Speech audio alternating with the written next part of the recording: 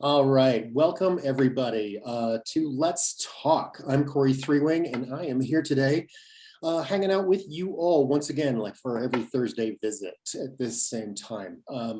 Today's topic, energies as emotion, outside in and inside out.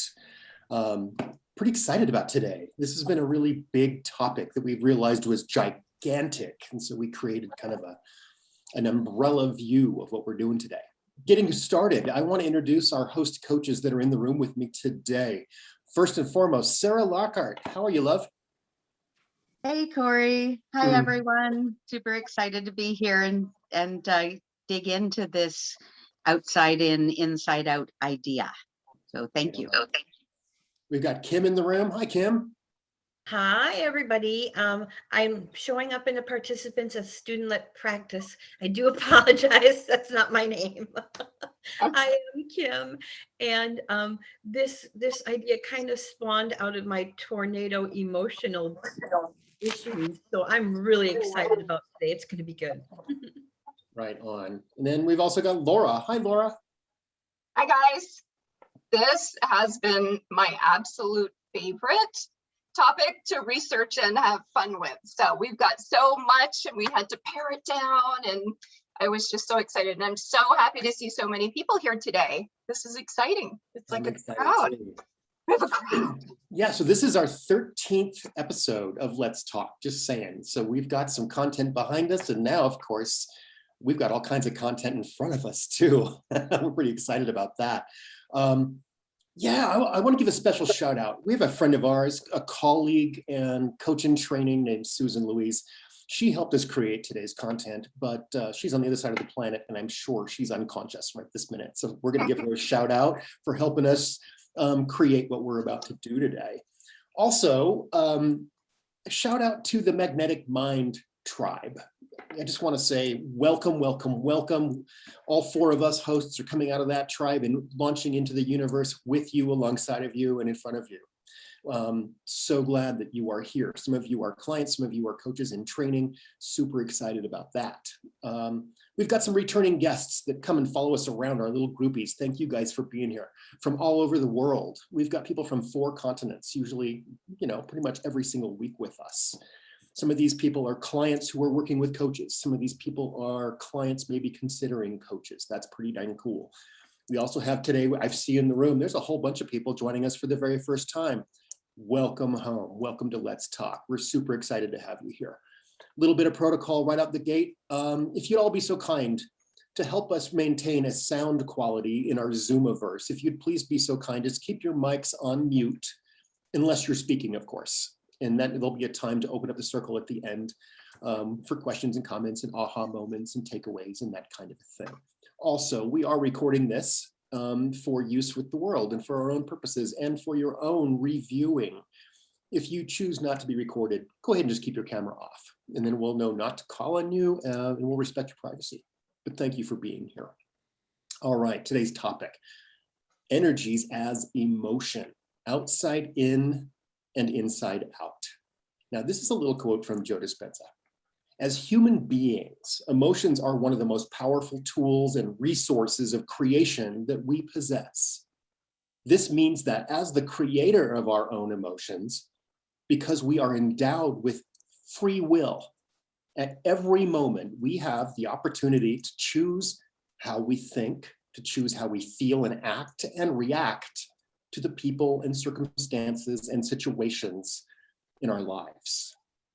So we have an intention today. We're setting an intention to encourage you all to seek out ways to understand your emotional makeup and use conscious choice to focus on how you want to feel and then feel it, to really do that work. All right, a couple of definitions. We always start out with a couple of definitions, and today, emotion. Right? Now, this was a funny one to look up. We found endless, weird, and out of context definitions of emotion. We picked 3. Google says, a strong feeling deriving from one's circumstances, mood, or relationships with others. Okay, that's understandable. Emotion, according to Merriam-Webster, a conscious mental reaction such as anger or fear subjectively experienced as strong feelings, usually directed toward a specific object, and typically accompanied by psychologically, physiological, behavioral changes in the body, right? And then Wikipedia. Now, this one I thought was super interesting. Wikipedia says emotions are biological states associated with all of the nerve systems brought on by neurophysiological changes variously associated with thoughts, feelings, behavioral responses, and a degree of pleasure or displeasure. Note from Wikipedia, there is currently no scientific consensus on a definition of emotion, right? So there's a lot going on there. Now, we all feel emotions every single day. We're working with those, we're understanding them. They are our most important tools. So emotional mastery topics. Now, when we first got into this a week ago, we started harvesting this. This was a topic that we asked our audience what they wanted us to ask, to go through. And they said, okay, emotion is power. Go for it. And we said, okay, well, let's just go jump right in. Well, we came up with a huge list of mastery. Now, this is a list of emotional mastery topics. Each one of these is a library, a rabbit hole of its own, such as triggered emotions, emotions as the end result, creating with emotions, how emotions affect our biology, like the Molecules of Emotions by Candace Pert, for example, or Masaru Emoto's How Emotion Affects Physical Form. Another one, taking control of your emotions. Now that's a category of its own, huge. Daniel Goleman's Emotional Intelligence, awesome piece of work. Believing your emotions, should you? When should you? Releasing your emotions. And emotions and healing. Now that's just a couple of them, right? So in that note of the vastness of this topic, we want to send a shout out of gratitude to some of our mentors that we mention and quote from here in what we're doing today, some of which are Greg Braden, Joe Dispenza, Bruce Lipton, William Whitecloud, Ken Wilber, Brene Brown, Chris Duncan, Jamie Pfeiffer Watson. Now that's just a couple of the people talking about this wide topic. There are literally libraries and information about all of these specific specialities on emotion. Here, today, we are looking at a broad view of using the power of emotion to create a life you love. Thanks, Corey. So where do we begin? Let's think of emotions as energy in motion. So when someone experiencing a strong emotion walks into a room, their energy, aside from their body language, is often very palpable. So we've all felt another person's energy and intent when they were angry or very frustrated. We felt it because they were emitting a strong signal of energy that carried specific information. So the same is true of a very sexual person, a person who is suffering, a person who has a calm, loving energy. So all of those energies can be sensed and felt. Energies impact one another. So people are always impacting one another with their energies, how they interact and mirror one another. There is a reception of emotion from others and a sending of emotion from you. So how aware of this exchange are you in any moment? So let's ask about your awareness of your own control of energy. So can you witness yourself? Can you observe how you're feeling, how you're wielding your energy? Are you in a victim or are you in a creator energy? And are you noticing that you can command change through making a choice? Your awareness of your exchange of energy with others. So there's a give and take, an exchange there. How much do you consciously and willingly exchange? And how much of that exchange is a silent demand? Ooh, love that. Right? Mm-hmm. Giving, the act of giving, the energy of giving is a completely different energy than offering. And taking is a different energy than receiving. So, as you might expect, different emotions produce different frequencies. The frequencies of creative, elevated emotions like love and joy and gratitude, they're much higher than the emotions of stress, such as like fear and anger, because they carry different levels of conscious intent and energy. So there's a distinct feeling between higher vibration emotions and lower vibration emotions. Kim, do you have some examples for us? I do. So example, you walk into the boardroom at work and you instantly feel the heaviness, the serious or the weight of what the meeting might mean. Or you enter a department store at Christmas time and you see the kids running around waiting for Santa, and the excitement, that kind of energy, the cheerfulness, you feel it. Perhaps you've come home at the same time as the rest of the family's getting there, and you can feel the chaos of the room, that energy. So those are some really good examples. You can tell when someone's in a loving, warm energy, or if they're agitated or hostile. We can perceive the emotions of others. We can feel it. We can actually feel it, and it affects us in our own energy or emotions and behaviors.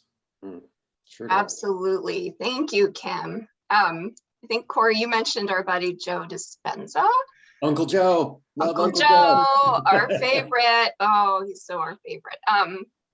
So Joe Dispenza says, if we're recreating the past day after day, thinking the same thoughts and the same emotions, feelings, we're broadcasting the same electromagnetic field over and over and over again, right? We're sending out the same energy with the same message. So from the perspective of energy and information, this means the same energy of our past continues to carry the same information, which then keeps creating the same future. I don't always want the same future. I don't know about you guys. Our energy then is essentially equal to our past. And the only way we can change our lives is to change our energy, to change that electromagnetic field we're constantly broadcasting, right? So in other words, to change your state of being, you have to change how you think and how you feel. So how are you changing your energy today, on any day, at any given moment, right? This is a huge realization that you can adjust and tweak that energetic signature that you're emitting. We can demystify the notion of energy, and we can harness it. Being aware of the change that you can affect allows you to become conscious of the changes you can make and steer the energy and emotions in the direction of the outcome that you would prefer. In our magnetic mind world, in our coaching world, we talk about steering our energy and emotions in the direction of our end results, right? In the direction of our true choices. So this is your choice point. This is where you decide.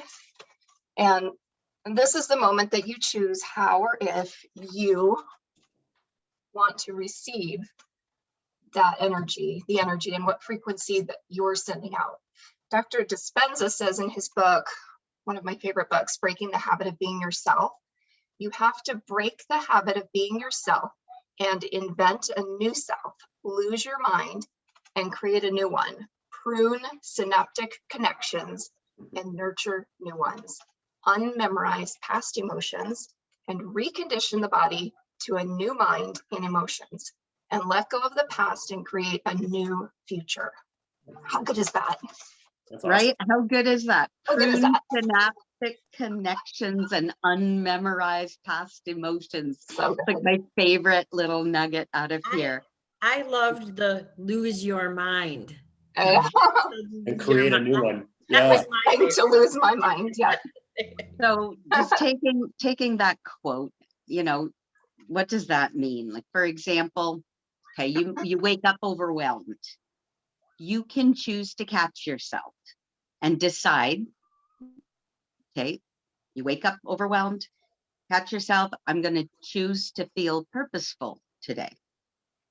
Or as my mother often recommended, you need to shift your energy when you're caught up in a frustrated situation or in an undesirable emotion. She says, just get dressed up and go for a walk. I love that. And Mhm. she, for me, she was like, well, honey, just put on a pretty dress and go for a walk. Aw, You that's know, so you'll sweet. feel better. And, you know, if your friend is projecting hostility, for example, you can choose to not receive it by walking away. Or you could offer compassion, grace, or joy instead. So you can also choose to not respond. However, the impact of the energy will still be felt and it will affect you. Right. You stay in the environment and choose not to respond. The energy is still coming at you and it will affect you.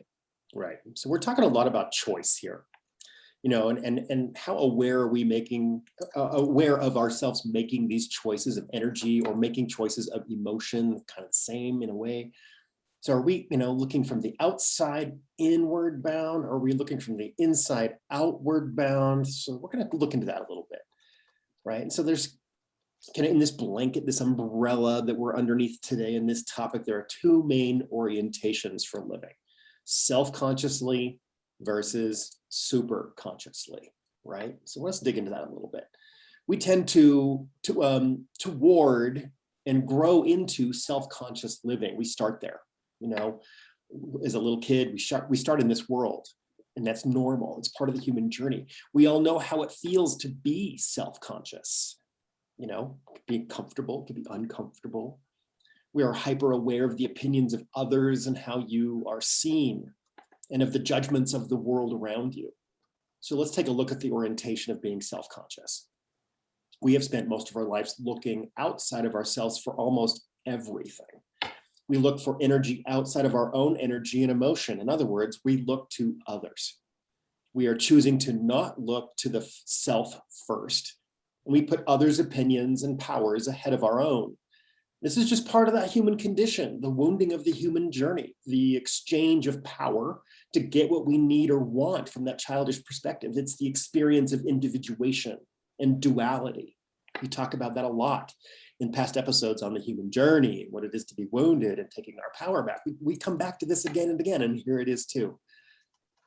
In comparison, to live super consciously is to take the high road, to know yourself, to do the work, to understand that you can look to yourself for the energies and emotions that you seek.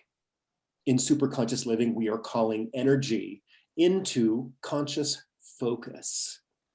We're calling energy into conscious focus, calling energy into motion or energy in emotion. It is all emotion. It always comes down to emotion. Superconsciously, we are turning our wounds into wisdom by taking that power back. Here we are surrendering our inner victim in exchange for our inner creator. We're going to throw our victim off the cliff. I love that. We're going to sacrifice her. Off she goes. And what do we get in exchange? Our power back. We start walking as a creator. Now, William Whitecloud, one of our mentors and heroes, you know, he talks about this. There's a quote. He says, if you don't start, you're waiting for energy from outside yourself. And it goes on and on and on. Oh my goodness, how true is that? I love William Whitecloud, Corey, and I love that. It's so powerful, right? And I think we've all been in that feeling of you're just waiting for someone, for someone else to make a choice first before you make yours, right? So let's consider needs versus wants, your needs versus your wants. Needs always get met because they are survival based. If you're here, if you're alive, your basic needs have been met, right? Mhm. Wants sometimes get met by chance alone or by choice. So consider emotional energy with others. There is an interplay of energy in this cosmic dance of relations. Every time I say cosmic, I feel like I'm channeling Corey. I use it all the time now, right? There's a cosmic dance of relations. Relationships are energetic to begin with, right? At their core. In any relationship, you are looking for a feeling. There's an energy that you're calling in, right? So what about reciprocity? Hold on, I've got a definition here. Google defines reciprocity as the practice of exchanging things with others for mutual benefit, especially privileges granted by one to another, possibly an unequal compromise. Reciprocity can look two different ways: giving and receiving unconditionally, giving from your heart and receiving from your heart. This is a give and receive dynamic. Or you can have a conditional exchange, a transaction, an arrangement. It's needs-based, right? You find yourself making concessions or compromises. This is a give and take dynamic.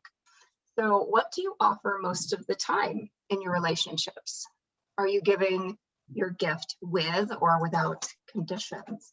In your relationships, is your reciprocity a give and take or a give and receive? Such a good question, right?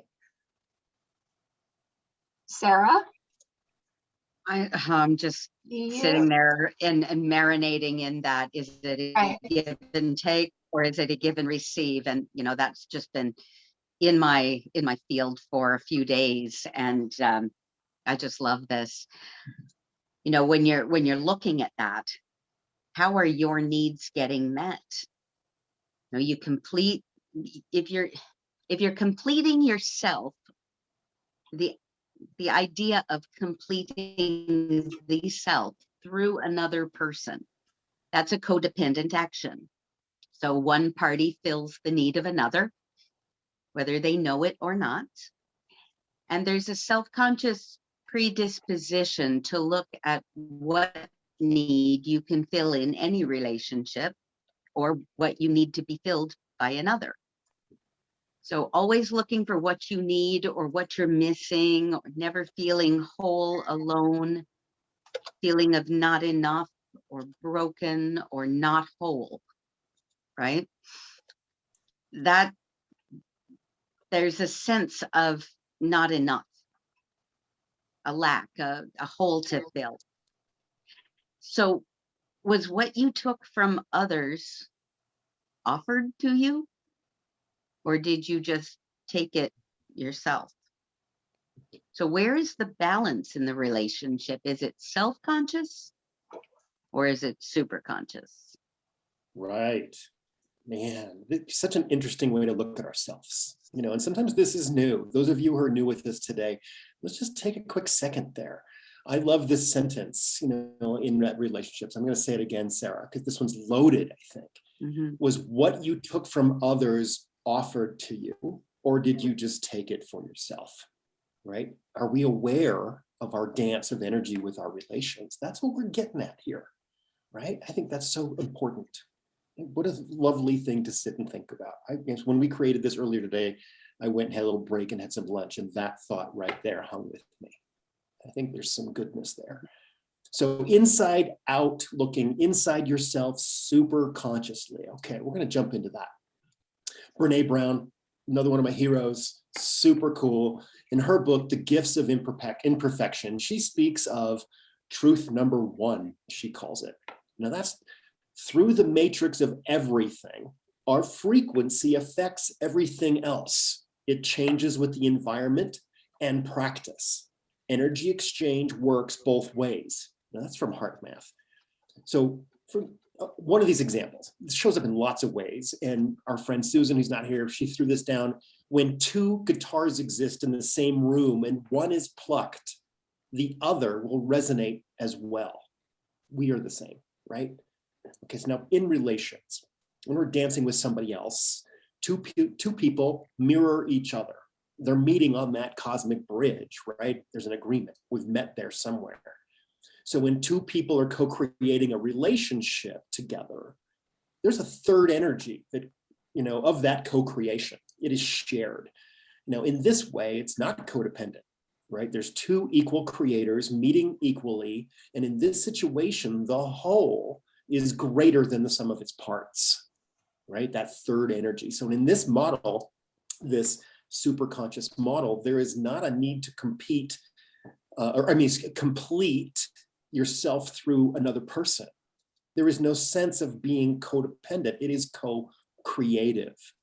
Now, I want to spend more time understanding what it is to be co-creative in a relationship. What about being co-creative with yourself first, your own self, right? We talk a lot about jumping into that world. So equally giving, equally receiving, right? What is that balance in the world? This constructive synergy. Now, I love those two words together. That's my favorite. Yeah. Oh my gosh, we came up, I bet you we went derailed for 30 minutes talking about that earlier today. So when you're in a constructive situation, you're building, you're making, you're creating. And synergy, wow, we're in alignment, we're together, we're mirroring in a beautiful way. So you can build incredible relationships with this constructive synergy, this creative energy. Now just think about that for a second. Corey, if you're in that creative energy, can I and there's interrupt an equality, there's a sharedness, and it's business relationships. Wow, what a cool way to do that. What if you have a new relationship with your boss, for example? Or what about just the people in the public? You're interfacing with the public, the people at the grocery store, the gas station, or the people on the street. And all of a sudden, there's a whole different way to say hello and acknowledge. Or what about romance? Now, there's the obvious one, right? What about your family, your grandparents who operate from their old rules compared to your rules now? Or what about your grandchildren, other side of that same coin, your families and your friendships, right? So now this is all kind of great. Yeah, okay, that's all cool. Yeah, but how do I get there? Right? This is all lovely words on a page. We're sitting here watching a movie, but is it mine? Is it me? Have I been able to step into it? Here I am now, right? So how do we shift our energy, this energy? How do we move towards being in a desired emotion? So how do we move towards this synergetic type of relating to others in order to build these relationships? So before I do a self-check, I want to let everybody know that Susan Louise woke up and is here. She just came into the room. Right on. Welcome, Susan. Thank you, Susan. So glad you're here. So let's do a self-check on whether you're living outside in or inside out. Are you living self-consciously or superconsciously? Superconsciously. How do you lead, follow, or co-create? Mhm. What is your expected exchange and for what? What do you want and how have you learned to get it? What do you need? Are you needing something from outside yourself to feel whole and complete? Remember, oh, you complete me. Mhm. You really need something to complete you? That's a good question. So,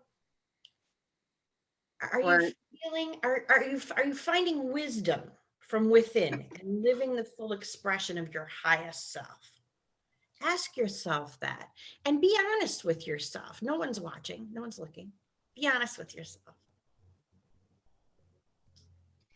I love that phrase, the fullest expression of your highest self. That is so, yeah, I feel that so deeply. I love that. Well, some of you know that one of my absolute favorite mentors is Lester Levinson. I probably say that way too much. At least every week. At least every week. Yep. Lester Levinson's teaching is at the core of two healing modalities that I just adore, the Sedona method and the release technique. I love the name of the release technique. It's, I don't know, it's just so obvious, right? It's about choosing to let go. It's a technique where you just release. You can practice letting go of the negative emotions that hold you back so they can flow through you, but they don't own you or control you anymore. They're just input, and you can choose to hold onto them or choose to let go of them. If you can drop an object, you can let go of negative emotions. So let me explain this by asking you to participate in a little exercise. Okay, I want everyone, is everyone ready? This is fun. Lara, can you just repeat that last sentence? You said if you can drop. Yeah, if it's so profound, really. And if you can drop an object, you can let go of negative emotions. I've thought about this concept for years and years and years. When I was doing massage therapy, it just dawned on me that the tight muscles that people have are really not any much different from a squeezed fist, I would start to think of the people just sort of squeezing their fists on a cellular level, right? And we squeeze and we hold things in, and then we have these terrible emotions that result from that, or vice versa, right? And really, we can make a decision to let go. So we're going to do an exercise. I want everyone to pick up a pen or a pencil or some small object, mascara, Jenga, something. Okay, let's see. Got it. Everybody's got their, okay, I'm switching screens here. Okay, now hold it in front of you, and I want you to grip it really, really tightly. So pretend this is one of your limiting feelings, and my screen disappeared. So pretend this is one of your limiting feelings, and that your hand represents your gut or your consciousness. Okay.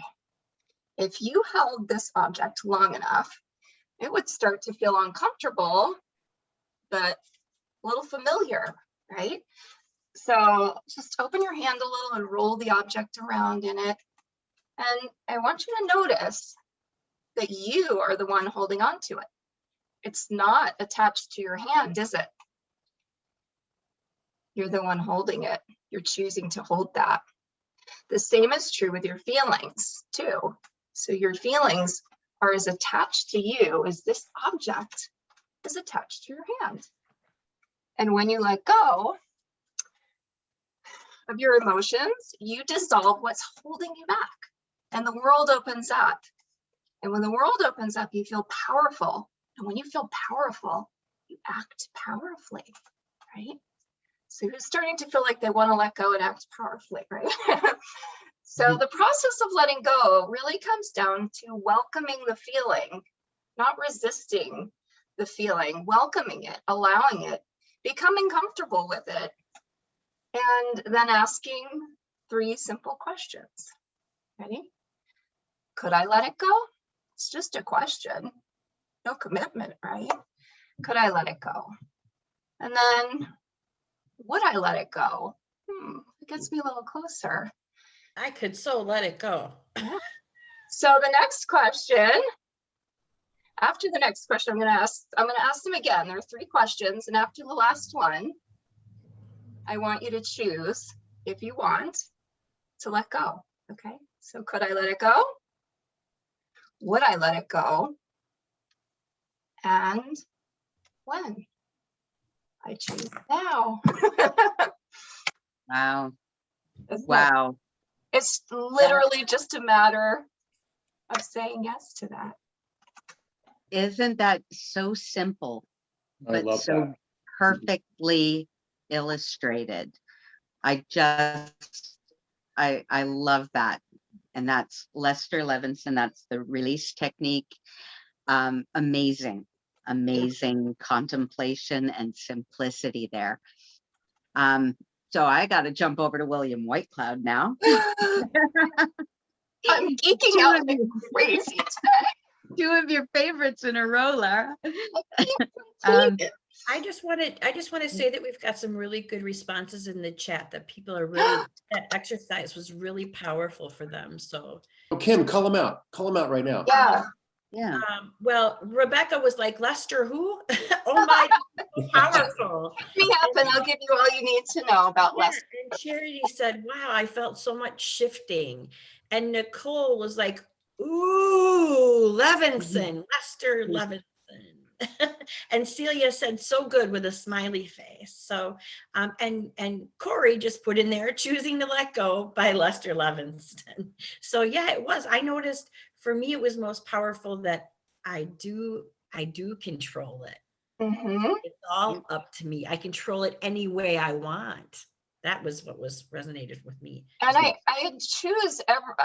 encourage everyone to try this out with an emotion. If you get triggered by something, to just use this exercise and do the same thing with the emotion. I think about it as unclenching internally. It's very similar to letting go, to unsqueezing your hand. It's just unclenching and allowing that energy. Lester Levinson says that all feelings want to leave. And the only reason they're staying is because you're clenching back on them. You're holding them in. You're caging them up. Mm-hmm. So, yeah, that is an amazing, really amazing. like a helium balloon, right? If it's not, it's just sitting there, and if you just move out of the way, it just floats out. Yeah. I really like that moment where you had us holding on to that object, and then notice that it's not holding on to you, and yes, and that shift is really quite a startling moment to realize that, that's your emotions, and yes. that is why they're staying. So now I've got to jump over to William Whitecloud. He says, he's saying, emotions are a very powerful force. When any emotion has the power, it will drive your perception of reality and what you have to do about it. For example, the feeling of depression might direct you to give up in defeat. And by the way, trying to override that emotion will only give it more power. But when you feel some sense of inspiration, that emotion will put you in an inspired state of mind, and lead you to inspired action. The alchemists talk about using the higher vibration against the lower vibration. And I'm convinced they're talking about emotion. When you are empowered to see what is going on for you, both at the level of lower emotion and at the level of higher emotion, it is then possible to self-consciously choose which emotion you want to have the power, which emotion you want your subconscious to take its cues from. So training and practice in this ability leads to true transformation. It's a condition facilitated by a power greater than what we will ever likely understand, which is why we call it magic, I guess. When we are empowered to leave the Shire, we cease to be so subject to the mechanical nature of the universe and wondrously take part in the mystical nature of life. Wow. I'm going to repeat that last little piece of William Whitecloud. William Whitecloud quote, when we are empowered to leave the Shire, we cease to be so subject to the mechanical nature of the universe and wondrously take part in the mystical nature of life. Wow. Okay, so we're talking about wow. Yeah. You get to choose, and it's yours for the choosing. That's what the chat is blowing up with right now. Wow, Yeah. wow. So good. It's so good. Yeah. So, here we are in this world of Let's Talk. We have these amazing conversations. We go dig up this information. We spend time with our mentors, reading their books, watching their podcast, listening to the podcasts, some videos and YouTube and all of this, and it's because there are some benefits to doing this self-work, putting yourself first, understanding how we're built and why, right? And the quote we found right here is about the benefits of coaching, about having a coach, about having somebody outside yourself to witness and hold accountable you on your own journey. And we often say, as one of the reasons we need a coach is because we can't see our own blind spots. Very true, but having somebody standing just far enough away to see a bigger picture is so valuable. Now, this quote from Joe Dispenza, right? Talking about what we're talking about today. One of the core practices of my teaching, he says, has been to guide and enable people to self-regulate so that they can change their emotional states at will. That is, to practice being less of a victim to life and more of a creator in life. Now, why? When we become conscious of our choices, naturally we begin to gravitate towards making more loving ones rather than choices that limit our ability to love. So of course, that's easier said than done. This is, after all, why it's called a practice. And central to mastering this practice is heart and brain coherence. A little more heart math. We're name dropping all over the place today, aren't we? Yeah, it's everywhere. We're loading you with it. I love heart math. Okay, another one's coming. Janie Pfeiffer Watson. Ooh. I know, who's that? Someone was like, who's that? She wrote about the lost mode of prayer. The lost mode of prayer is what Greg Braden, another favorite, calls the fifth mode of prayer. James Twyman calls it the Moses Code. You may have heard of that book. And Wayne Dyer speaks of the same methodology in his book, Wishes Fulfilled. Uncle Wayne. Dr. Wayne, right? We didn't have him on our list, or maybe we did. The fifth mode of prayer is praying without words.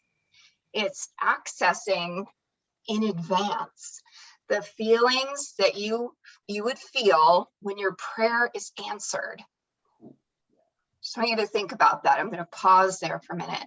So in other words, you go to the end of the process, sound familiar, and bring in the feeling and bask in gratitude and appreciation for it before it ever happens, right? Through the feelings of the emotions, it is thought that we gain direct contact to the power of creation, the spirit of God, however we want to think about that. It's thought that we then have access to the universal force, God, the great intelligence. And because God is love, anytime we choose to be in feelings of love, appreciation, and gratitude, we are accessing the divine force, which is where Braden, Twyman, and Dyer profess that we access miracles. Mm-hmm. Now, understanding this is why we have a big focus on stepping into the end result in our coaching. Such a big part of it, right? We can practice releasing and letting go of emotions that we don't want. And we can practice feeling the feelings of what it would be like if our prayers were already answered. I love that so much. And I heard Greg talk about this, little CD that I had years ago called The Lost Mode of Prayer. It was just a tiny little presentation, and it's just so incredibly powerful. But in our work, we can practice feeling the feelings of what it would be like if our true choices were already there. This is how we participate in creation, right? This is how we can be conscious creators. Right on. Of us. So we've covered a lot. I mean, we skimmed right over a whole bunch today. And like when we said at the very beginning, like we probably through today's research, we created another 12 weeks of content for Let's Talk, just in Right? this It's one just episode. begging for a spin-off. Like, Oh, totally. We need an alternate cast of characters, and we need all the we things. need to dive down that rabbit hole. Right. So we've covered, when we first thought up the name last week, energy as emotion, we kind of thought we might be going down a different road than where we ended up today. And I'm really glad that we created this platform to launch off into lots of fields. So like our intention from the beginning, right, was to know our emotional makeup and make conscious choice, to use conscious choice to focus on how we want to feel and then feel it, right? That's what this is all about. Right? We've covered a whole bunch. At the same time, we barely scratched the surface today, right? And so I know that we've gotten a list of our heroes, and we'll post that in the chat here in just a second, so you guys can write that down. Books, information, lovely, beautiful things. We're about to open up the conversation to the people in the circle for ahas, takeaways, questions, that kind of thing. So if you've got something, please let us know. Raise the hand, or if there's a moment, pop in. Yeah, Sarah, you've got your hand up. I just wanted to let anyone watching this, if you're watching it on YouTube, there's a link in the description box to the Facebook group, The Gathering, and anyone here in this room today would know how to get to The Gathering, and we'll be putting together a post with these references and some links to some of this background information in that Facebook group for you. Right. Yeah, thank you, Sarah. And so real quick, the four of us hosts that are here, it's Kim and Laura and Sarah and I, as well as a bunch of other people. We're all certified coaches with the Magnetic Mind, right? So we're kind of coming from that value system, from that structure, right? And so we've created this as our way to reach out to the world, to engage, have some fun with each other, and to explore some of these issues, topics, ideas around coaching, what it is to receive coaching, what it is to give coaching. Right. And so we're digging into some of that here together with you. We want to hear from you. We totally want to hear from you. If there's something you want us to, a topic you want us to get into, reach out, send us a message, or let us know as we open up the circle today. I just wanted to give that little shout out that we want to be a part of you. You are part of us in this circle. And as we sit in a circle, there's wisdom, a leader in every chair. Yeah, Kim. I just wanted to say that I loved, when I first started this program, I came into Magnetic Mind Method with no knowledge of any other modalities, really, just some meditation. And when I started to look into Joe Dispenza, when I got his name, when Chris was dropping his name, and I saw some of those key phrases about just changing your mind and practice changing your mind. And this session today just reminded me how powerful those practices were when I first started doing this work. It was about waking up and practice getting into the good emotions, practice getting into the excited, the motivated, the practice. I didn't wake up that way, for heaven's sakes, right? But I remember Uncle Joe said, just change your mind. And I thought, right, drop the pen, right? Just change your mind. And so it was really powerful for me. So I loved this session because I don't care where you are in the program, just the power we have in changing our mind, choosing how to feel instead of being it forced on us, right? Mm-hmm. Right on. I really want to say that, I can almost hear, because I can hear myself in the past and still every once in a while now, this, but my emotions are so much worse than other people's. I can't just let it go, right? My is so much worse, my story, right?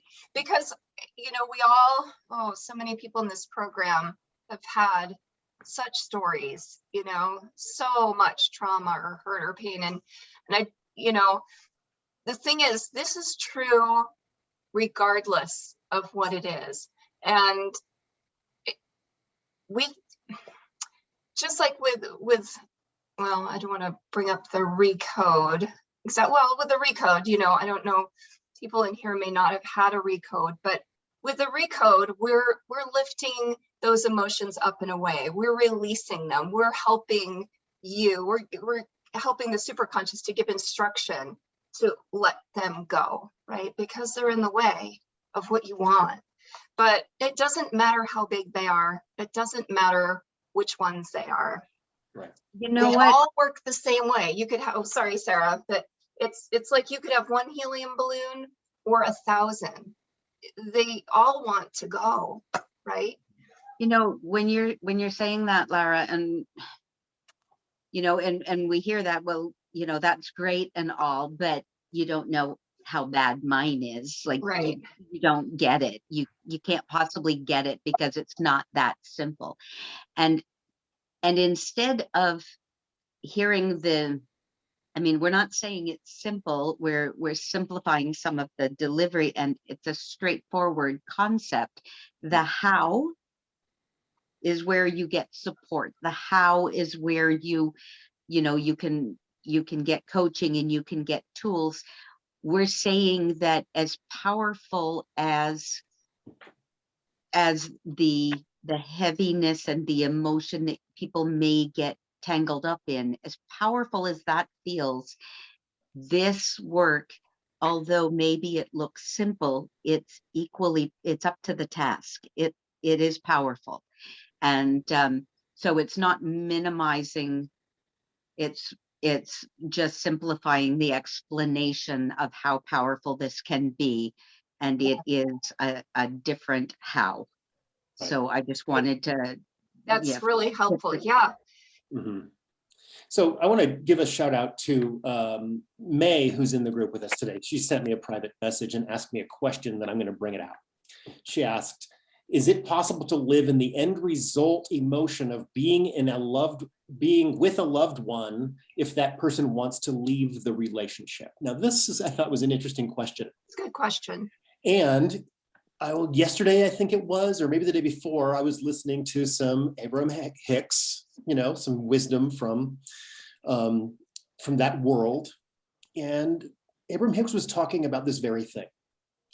And I wish I could exactly quote, but I'm going to paraphrase. And what Hicks was talking about with that relationship is that you can hold that end result of that ideal relationship for yourself.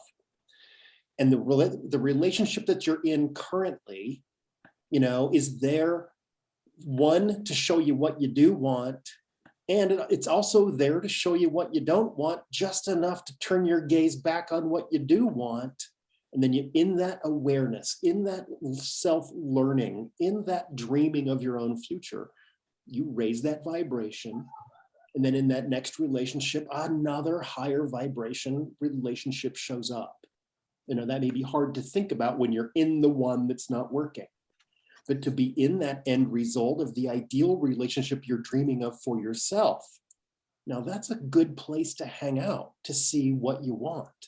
But once again, in the world of, are you aware more often of what you're running away from compared to more often of what you're running toward? Now therein lies, what are you creating? I love that. What are you creating? So hopefully, May, I did that justice for you. I love that, Corey. And I think it's important to remember that an end result, you know, when we talk about true choices and end results, they really are feeling based. So our end results, you know, they may have a look or a feel to a look to them or a name to them, you know, a beach house or whatever it is. But what you're going for really is the feeling of it, right? So in a relationship, a true choice would be about how you want to feel in a relationship, not about having that particular one work. And if you're wanting one particular outcome, doesn't that really limit your possibilities? Well, when you're focused on, you're focused on what's wrong with the relationship, you make more of what's wrong with it. Yeah, and you spend so much time wanting something and putting all your energy in wanting something in particular, when what if all these other options are there and waiting for you, or look, you know, just available to you, and you've locked in on it's So that If it's one you, of the reasons it's important to understand how to make a true choice and I what see it that. really is. I noticed that May turned her mic on. If she's willing to jump in, I would love to hear from May herself. Yeah, thank you very much. You guys really addressed it quite accurately, I think. That's great. Yeah, that will be very helpful. The focus is not on that person or that one particular relationship, but what's possible for myself. Yeah. yeah, when I feel into that whole question, it's it not only is it limiting, but it's a conditional choice. Yes. Because it's dependent on, and then I would go back to what we were talking about, whether it's whether you're giving with condition, you know, what you when you are aware of your own energy, whether it's in relationship to your work, to your clients, to your family, to your partner, whoever, your energy in relation to other energies. You want your energy to be optimized for the kind of relationship you are going to be bringing in. And sometimes shifting your energy and optimizing your own energy and how you want to feel and really being aware of that will bring in that complementary, synergistic relationship, and being open to noticing that energetic signature, regardless of where it comes from, is where the power is. You know, that's your self-empowerment to understand that you're optimizing your own energy for the sort of energetic exchange, the kind of relationship, the constructive synergy. That's what you can do. And sometimes it comes from an expected source, and sometimes it comes from an unexpected source. Boy, that's true. And so choosing where you're open to it plays into it quite a bit. Right. Ooh, this is, I love this topic. It's making me think of the difference between choice and want.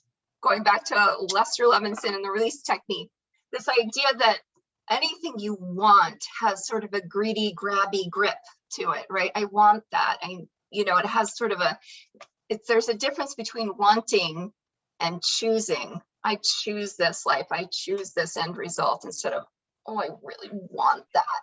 It's a difference in the feeling. And a release technique, you're releasing wanting, you're releasing negative emotions, you release things that you want, you're releasing trying to figure things out, all these things that get in the way, or that have a grip. You can feel the difference. And the last thing I wanted to say about this idea is that we can't choose a thing for someone else. So very often people get stuck in relationships, or stuck in wanting relationships, or wanting this to work out, or needing this to work out. And years can go by with people being in the wrong situations, or just situations that are not in the wrong job, happiness, right? jobs, with anything, all we can do is choose what we would love to experience in this life. Right. How we would love to have relationships with with the people around us. And in general, and specifically, maybe if it's with our family, our children, our parents, but we get to choose for us. Mm-hmm. That's what we're talking about. The power of choice, the power of consciously being awake enough and being able to witness ourselves enough to choose how we want to feel, to choose what we want to think about. If we manifest what we think about, have you gone to the Dream Cafe and made the choice from the cosmic menu to think about what you want to think about, or are you reacting to the world, right? Let's open this room. I need to jump the reference in there. You said, have you been to the Dream Cafe? That's episode 1 of Let's Talk, if you're looking for it. you know, the power of choice is really important, but as we're, you know, going through this work, as we're getting coaching or giving coaching, initially, you know, some choices are pretty obvious. Other choices, not so much. And as we practice, oh, very nice, Corey. Hanging out at the Dream Cafe. Yep. Love it. As you know, we're looking for our choice points, and that's where a coach can help you identify where the choices are, because that's where the power is. You look at where's the power in any given moment. The power is always in the choice. Yeah. So we want to load up with as many choice points as you can find, and we'll help you dig for them.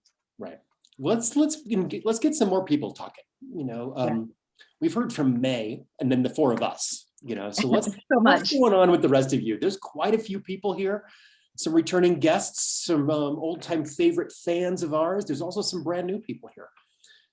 Anybody want to pop in with some aha moments or a question or a takeaway or a situation? What you got? Anybody in the room? Jim, I see your mic turned on. Is that a hand up? Hi, Jim. And a hand up. I like the, are you taking the energy that's giving or been given to you or just taking? What does that mean for you, Jim? Well, came up as a question for me. What if something's being given that you don't want? Yeah, there you go. Yes. And then you're choosing whether or not you want to receive it. Right. Right. And then, you know, do you choose to receive it? Do you choose to respond? And where's you the know, power? There's a lot of choice there. It can be offered, but it's up to the other person if it's going to be received or not, if it's going to be responded to or not.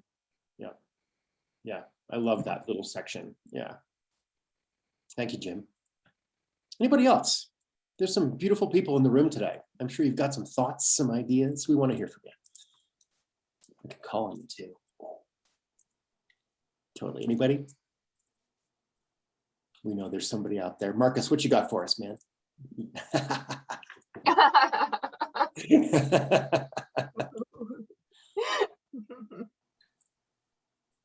Yeah, first of all, hello, and thank you, guys. Hi, brother. Hello. So nice to have you here, my friend. Hi, So good Marcus. to see you. Yeah, what really landed for me was the prayer. The prayer without words. That it's prayer to pray in the being in the blessing, and that you know that makes it from a rather technical thing of just choosing the end result, which is not really technical, but in that comparison, it makes it more feminine to me. Oh, that's beautiful. Oh, I like that. Yeah. Yeah, so that's really the beautiful aspect of it, gives it life. So yeah, was kind of a missing aspect to me of that. I really love that because in the feminine also there's a receiving energy too, right? So Indeed. that's a really beautiful connection you just made for us. Thank you. Yeah, thank you, brother. Appreciate that very much. I love this group so much.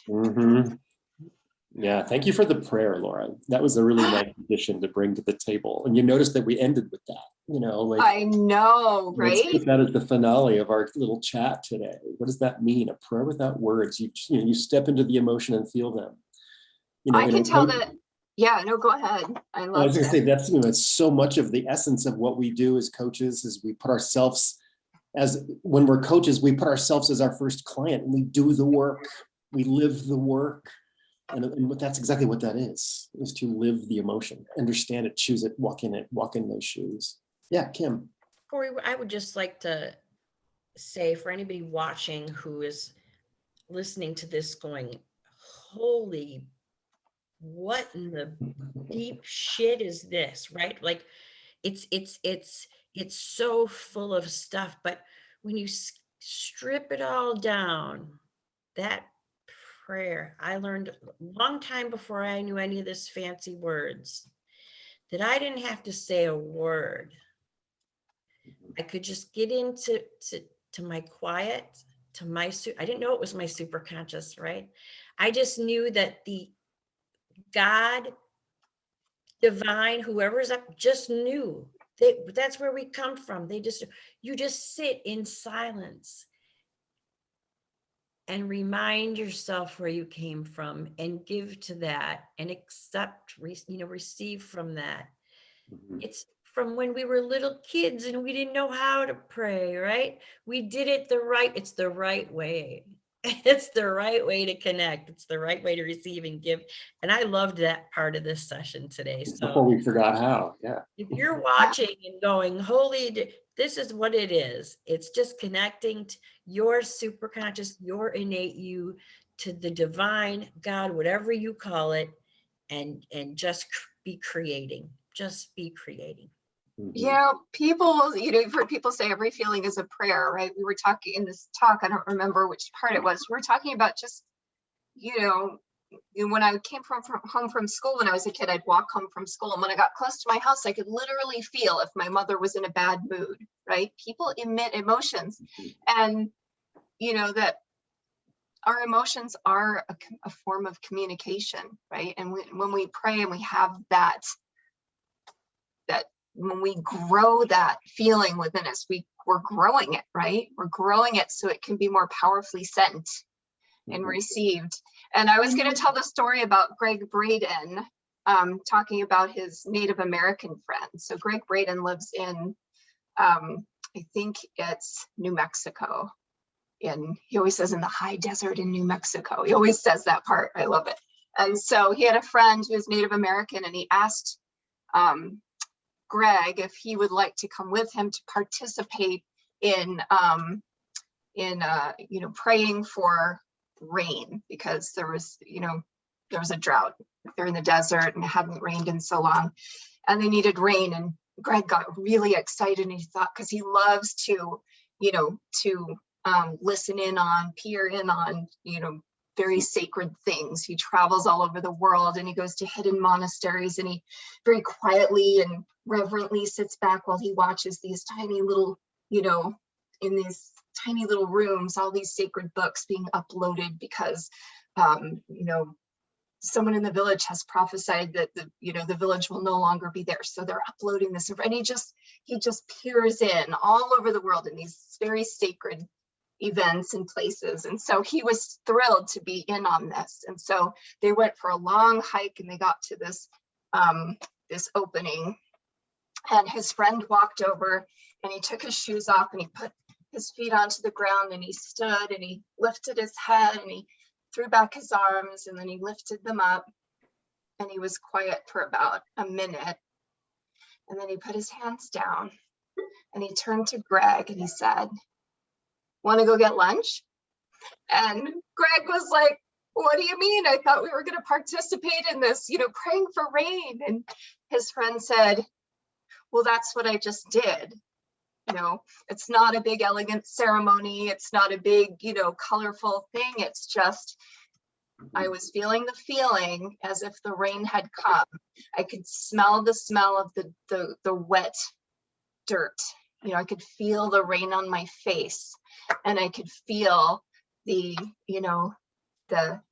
growth of the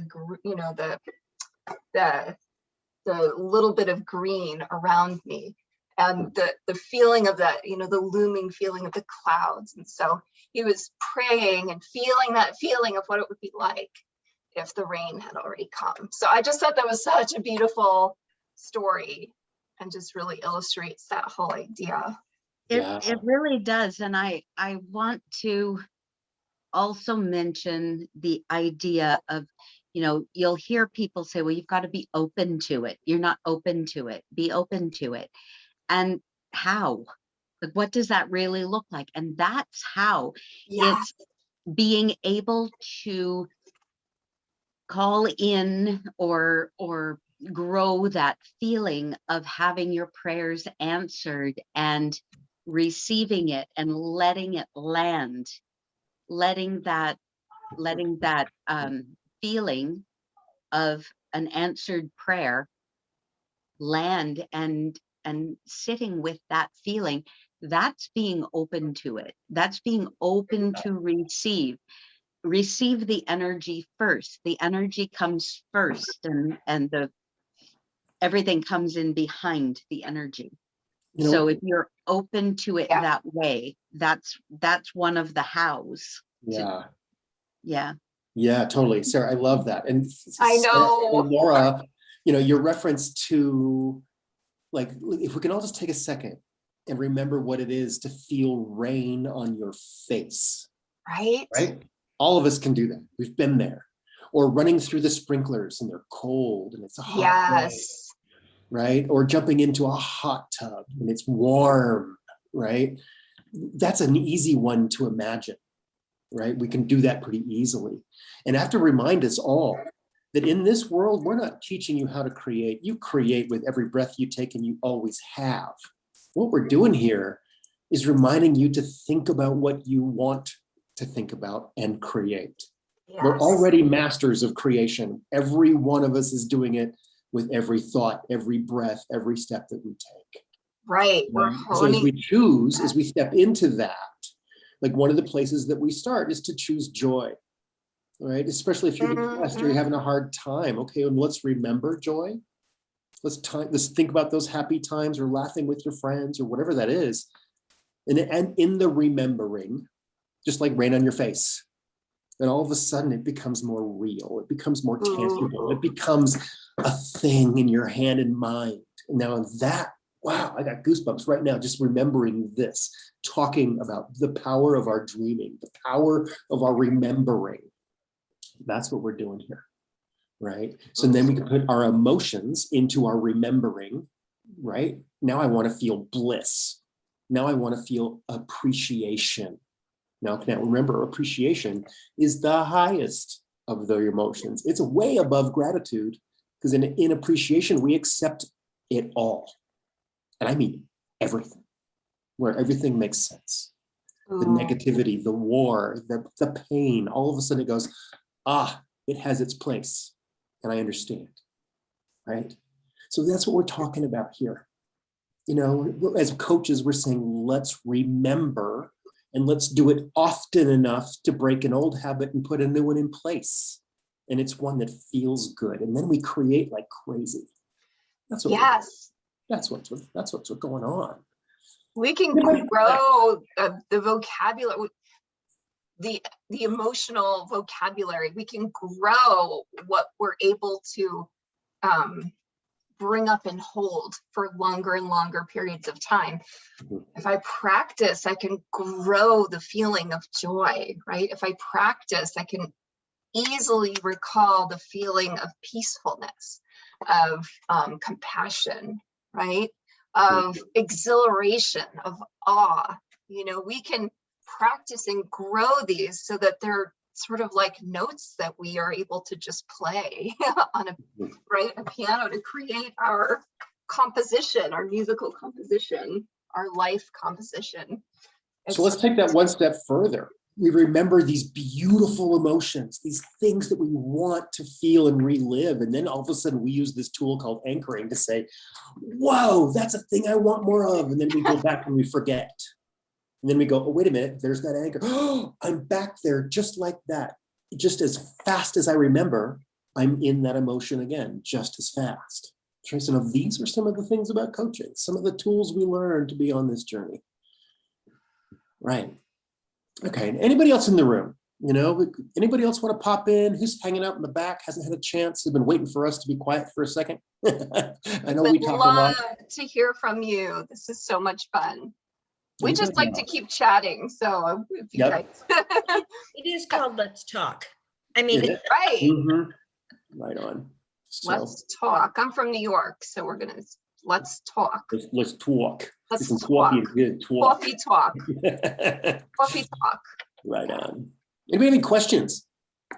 Maybe questions, comments? Yes, Susan. Hi, Susan. Hi.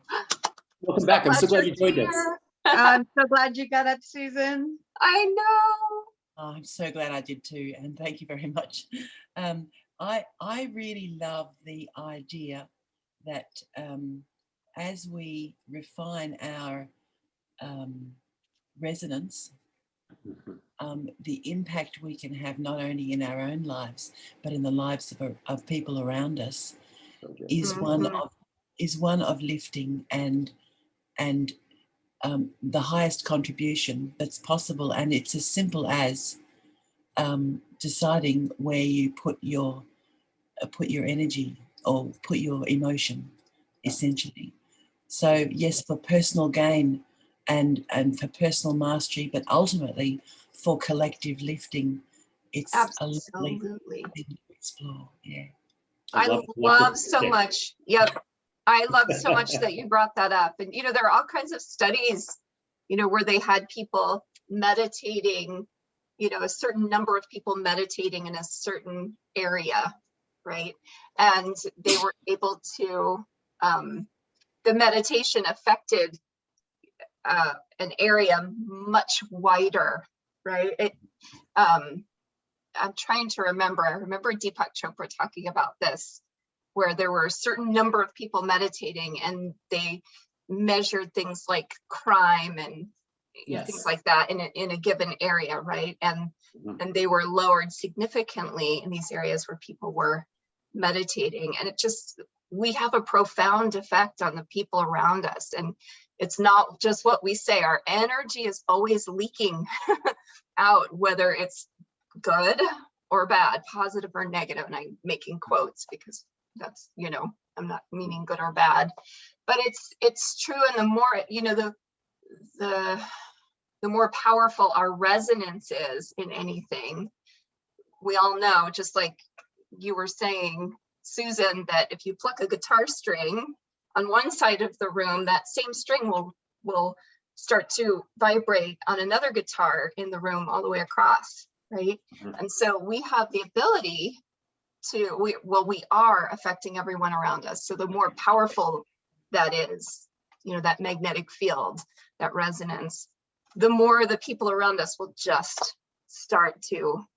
It's exactly, you know, you'll hear it in regular conversation, but tugs at your heartstrings, right? That's literally what we're talking about. We're talking about, you know, putting out an energy.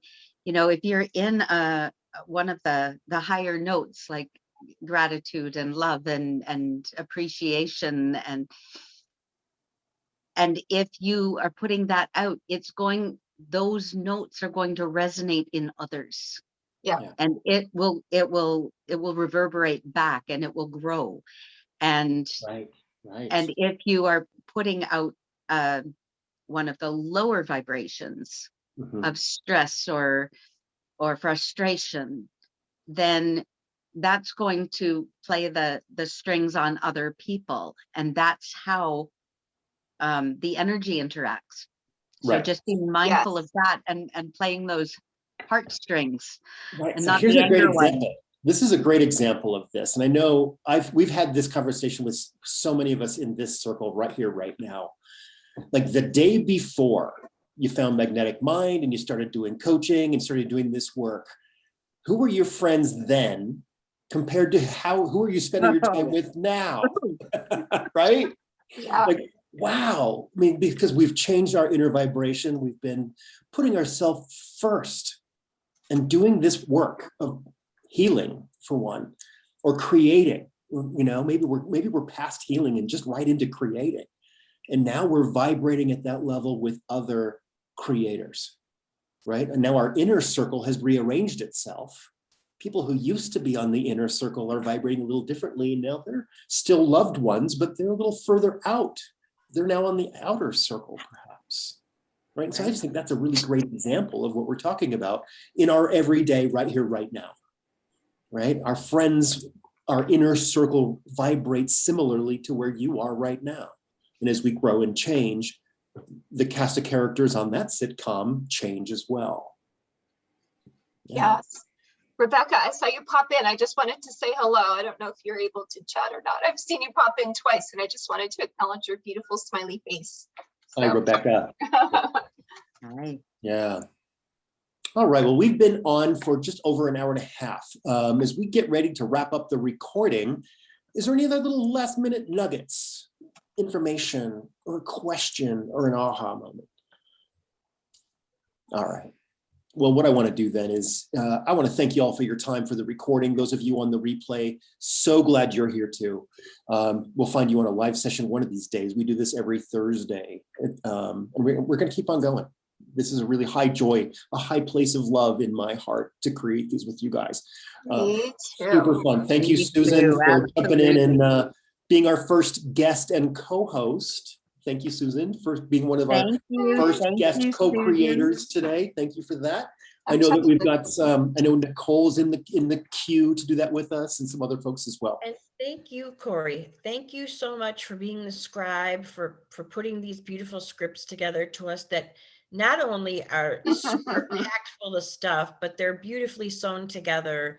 And it's so comfortable to come and deliver this message the way you write it and put it together. And I know that we all put in it, but thank you so much for all the work and love you put into it. Well, we're going to do many more. There's All right, well, let's go ahead and say goodbye. Let's wrap up the recording, and we'll see you next time on Let's Talk. Thank you, everybody. My blessings. Welcome you. home. And cut.